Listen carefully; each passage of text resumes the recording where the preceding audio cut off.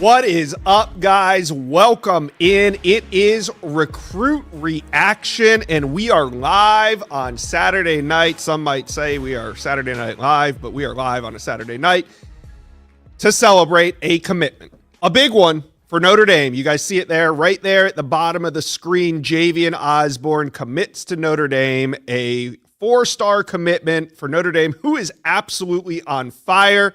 We're going to break it down. Get in here. We are live on a Saturday night talking recruiting. We are reacting right now to Javian Osborne, the number 8 ranked running back in the On3 industry rankings, number 106 overall, so top 150 recruit. I always say if you're landing a top 150 recruit, I mean, that's top 1% of 1% of athletes playing high school football. So we're going to break it all down. You guys get in here. Hit subscribe. If you haven't already, subscribe to the On3 Recruits channel. Make sure you do so right now. All right, let's bring in Mike Singer.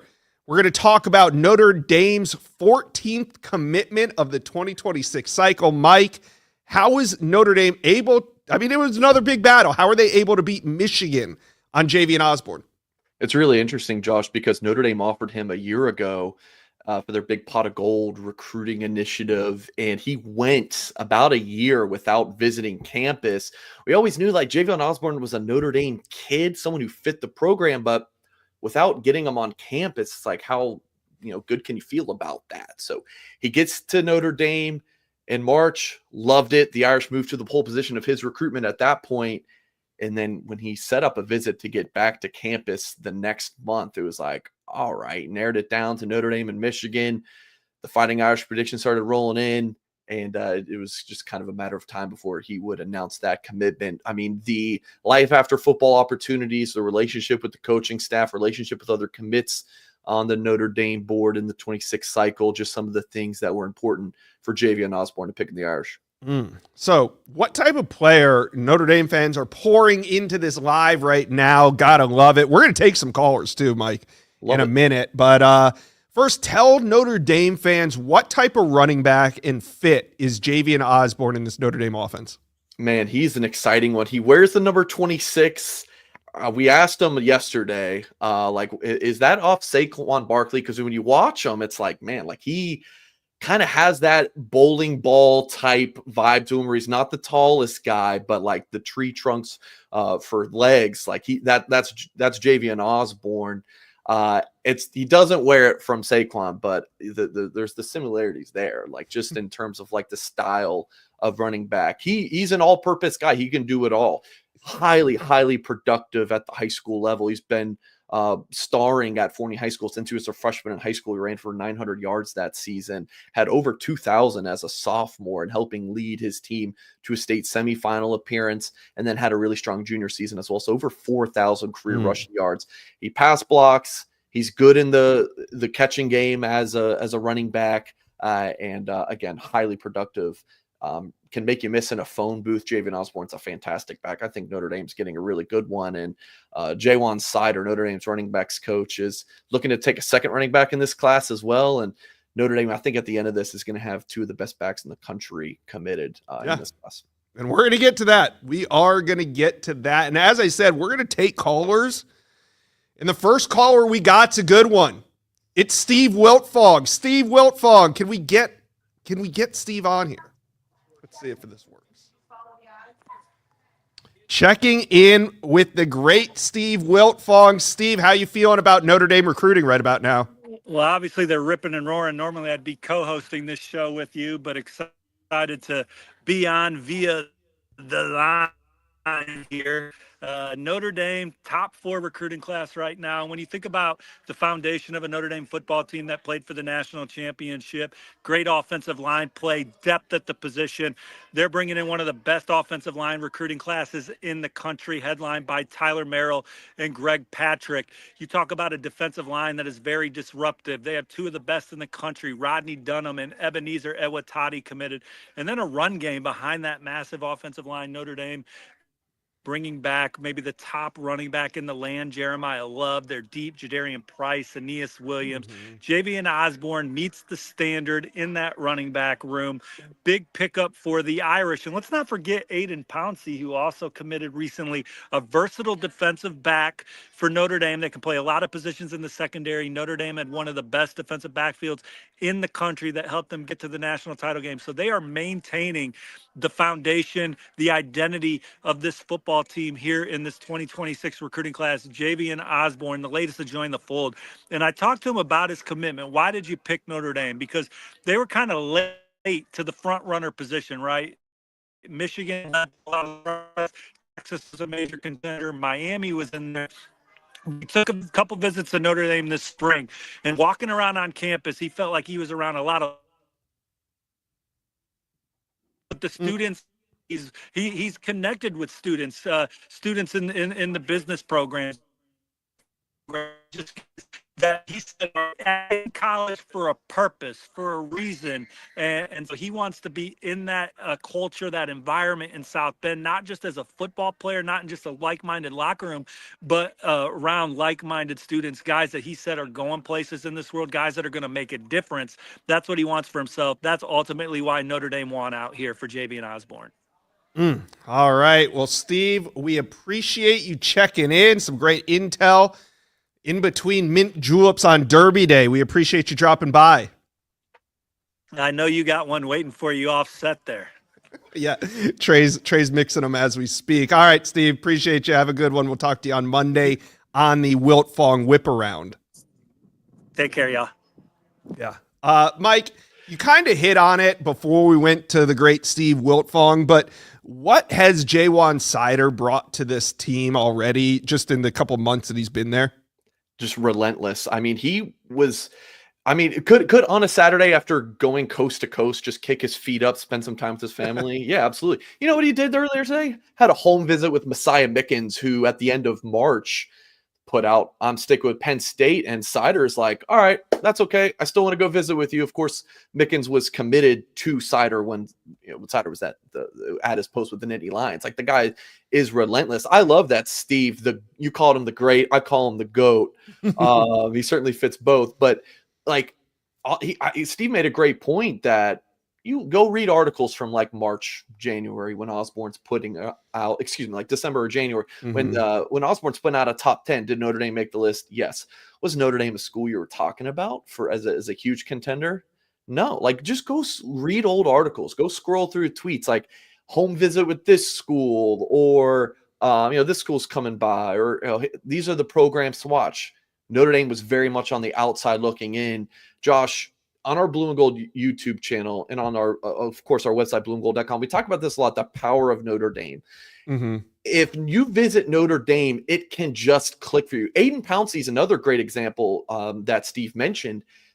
Very similar, made the top 10, but he had never visited. He gets to South Bend in March. Notre Dame jumps to the top spot. Notre Dame, Michigan battle for Pouncey, just like for Osborne. And then he visits again in April, and it's a done deal. Very similar recruitments. Notre Dame, by the way, Josh, like if you ask Irish fans, who is your school you hate the most? Some of them will say, like Notre Dame's such a national recruiting base. Some of them will say, oh, it's Purdue for me. I live in Indianapolis, or it's USC for me, but majority is Michigan, at least to the Notre Dame fans that I run into. Yeah, especially right now, right? Like right now, sometimes, like you said, sometimes it's USC, sometimes it's who knows. But right now, whenever I put up a Notre Dame video or a Michigan video, there's two fan bases in the comment section of both videos. It's Notre Dame and it's Michigan. And Notre Dame really has been, and look, I'm the Notre Dame reporter. I get it, but I'm telling you guys, like Notre Dame. Tobias on Michigan in this class. Osborne, a Notre Dame Michigan battle. Tyler Merrill, Notre Dame and Michigan, high contenders for him. Aiden Pouncey, it was Notre Dame and Michigan. Gregory Patrick, Notre Dame, Michigan, Michigan State. Noah Grubbs, Notre Dame's quarterback commit, had a Michigan offer. Kobe Clapper, who just committed to Notre Dame on Friday, Notre Dame and Michigan. 3 offensive linemen committed to the Irish from the state of Michigan. All right, we're going to take callers here in a second, but if Notre Dame fans feel like there's been a flurry of recent commitments, it's because there have. Since April 1st, Notre Dame has a total of 14 commitments right now. And since April 1st, they've landed 7. And these are some of the names that they've landed since April 1st. It's basically the meat of this class. And Mike, a lot of times we see Notre Dame load up on commits early. It's not a surprise to see Notre Dame sitting in the top 3 like in January or February, but this is different because a lot of these commitments have come since April 1st, and they're the biggest ones that we've seen so far. Do you feel like this is a little bit different this year for Notre Dame? I definitely do, and I think it's interesting to note that Chad Bowden, who is now the general manager at USC. USC's got 27 commitments right now. So usually it's Notre Dame there. Yeah, good point. Chad Bowden's doing that. So there was definitely a shift in strategy, I think, like last cycle. I'll give you an example. CJ May committed to Notre Dame on a whim. Or no, last cycle, but he committed to Notre Dame on a whim after the Ohio State game in 2023. And was it a commitment that Notre Dame thought would stick? They're probably 50-50 on it. I think Notre Dame is avoiding some of those, like, it's a toss-up if we think he sticks. Like, hey, let's maybe take some more time here. Let's get the right guys to commit. So Notre Dame's had classes where there's like 7 guys decommit in that cycle. I don't foresee that happening with this 2026 group. So there was a little bit of lull of no commits in February and March. Yeah. But as you mentioned, and you read those names off big time in April and now May. And like, there's even a 3-star guy you talked about, Bubba Frazier. The guy ran a 4.43 at the Under Armour. That's a laser time. That's not like his uncle timed it in the backyard. 4.43 at the Under Armour camp in Carrollton, Georgia earlier this year. So, I mean, that's your 3-star guy that's in this commitment run recently. I mean, it's the number 4 class in the country right now. 1 5-star, 10 4-stars, and a 3-star. I love, Josh, real quick, I love how On3 does the recruiting rankings on the team side, because it's not a popularity contest. It's just like, who has the most commits? Texas Tech all the time is like the number 2 class in the country. And it's like, at a different website, it's like, yeah, they just got the most commits. But what On3 tries to do is say, this is what it might look like at the end of the class. Like, it's the average number of commits used in the ranking score right now is 7. That is the rolling average in Power 5 or Power 4 conference. Right. So Notre Dame right now, using their 7 highest ranked commits, it's the number 4 class in the country. So I think it's a better tool to use with how good your class is. Stacks up well right now, and for what it could look like at the end of the cycle. Do I think Notre Dame ends up signing a top 5 class at the end of this thing, Josh? Probably not, but I think there's a really good chance it ends up between 6 and 10. They have some big time guys left on the board that they could land. Yeah, they do. All right, let's take a caller. We are going to take our first caller, and it is ND Beats SC. That's the name. ND Beats SC. I'm going to go out on a limb and say you hate USC the most, but tell us, who do you hate the most as a Notre Dame fan? Oh, he jumped out. All right. Do we have anyone else right now? All right, we'll keep it going. I'm going to go out on a limb and say that he is still living in the era of where Notre Dame fans hate SC the most. Let's take a look at some of these recent running back commitments, or top running backs remaining. I'm sorry. You got the top 10. 4 of the top 10 in the top 5, are uncommitted. Only a few are committed. Is there a chance that Notre Dame could land another back inside the top 10? Yeah, just looking at that list, Brian Bonner is someone who Cider, Notre Dame's running backs coach, had a home visit with. Notre Dame is definitely up there for him. There's another potential Notre Dame-Michigan battle. Penn State's also in there. I know he likes Washington a good bit. Jonas Walton, you talk to some sources in South Bend. Notre Dame thinks that they have the lead for him potentially, although I think that's going to be a really tough pull from the South. So that's the main 2 on this list. They're on the outside looking in with Derek Cooper they offered not too long ago, and Jaywan Cider has strong connections at Cooper's high school. But from this group, if you made me do a mock class today, I would have it be Osborne and Brian Bonner.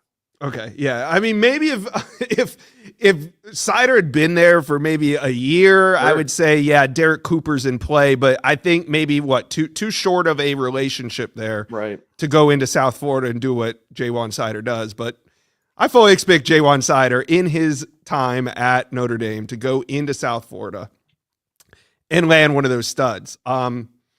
Let's see. Do we have a caller lined up? Almost. Nope, another one dropped. All right. We will still continue to work on that.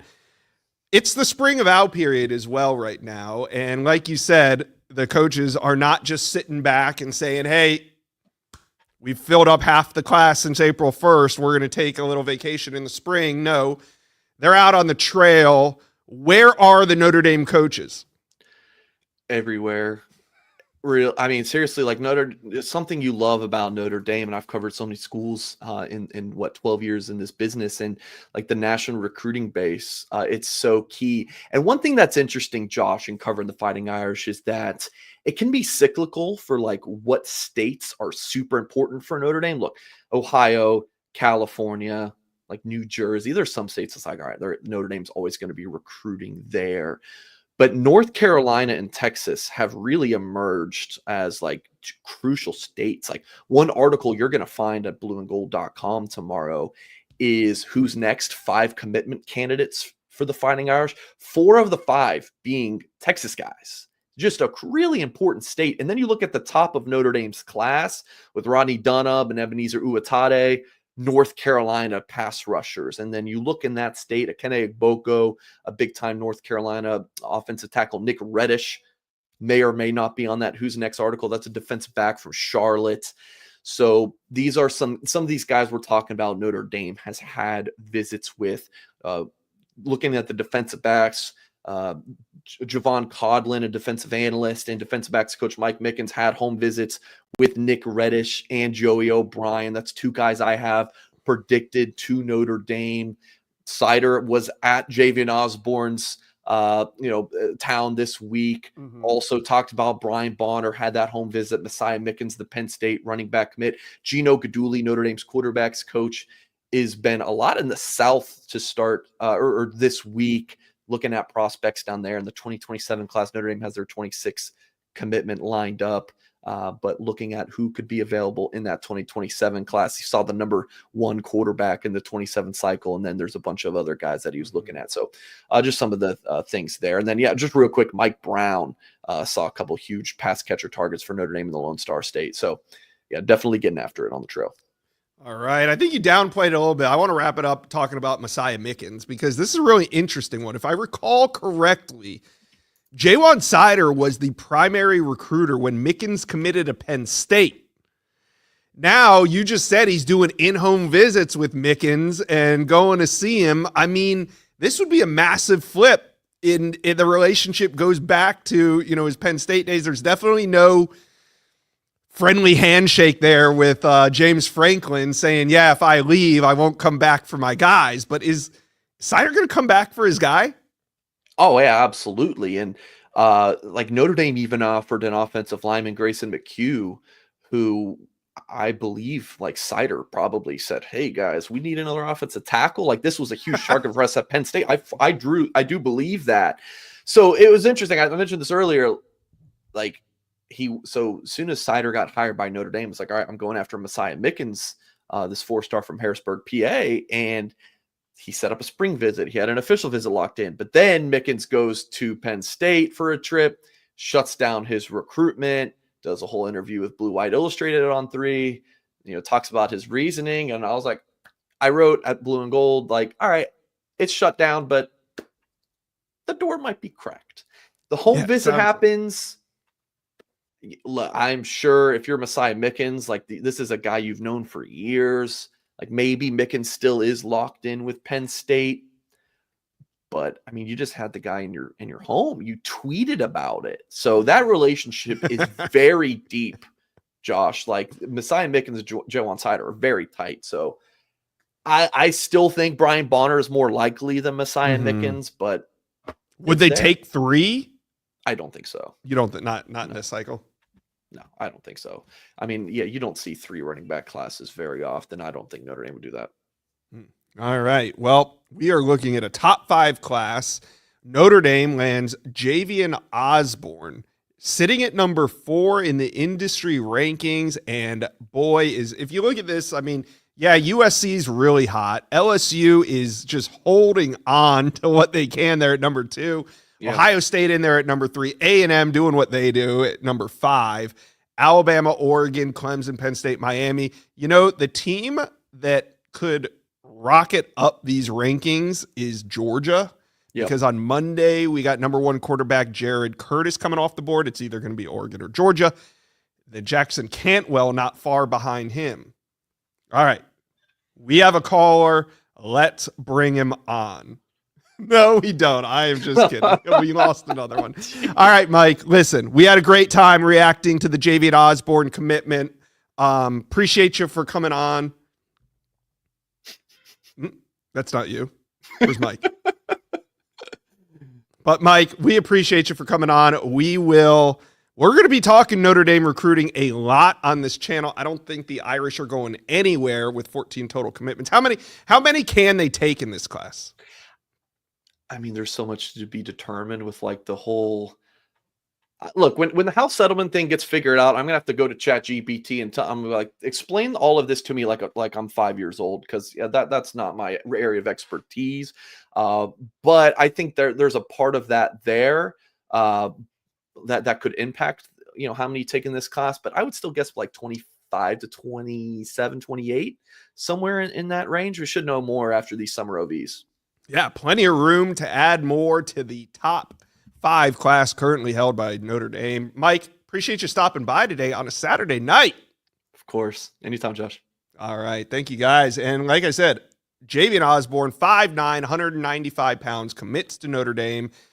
The 14th commitment in this class, like I said, 7 commits since April 1st, and this was a big one. Beating Michigan on the recruiting trail yet again. You know, I wasn't sure who we were going to have on the show. I thought maybe it would be E.J. Holland, but in the end, it's Notre Dame. I get Mike Singer on here hanging out with me on a Saturday night. I can't ask for much more. Well, you guys hung out too. I appreciate it. If you're not subscribed, make sure you do so. We are busy talking Notre Dame recruiting on this channel. We love talking Notre Dame recruiting. So jump on, hit subscribe. We will be back for more live recruit reaction as the cycle goes on. Appreciate you guys.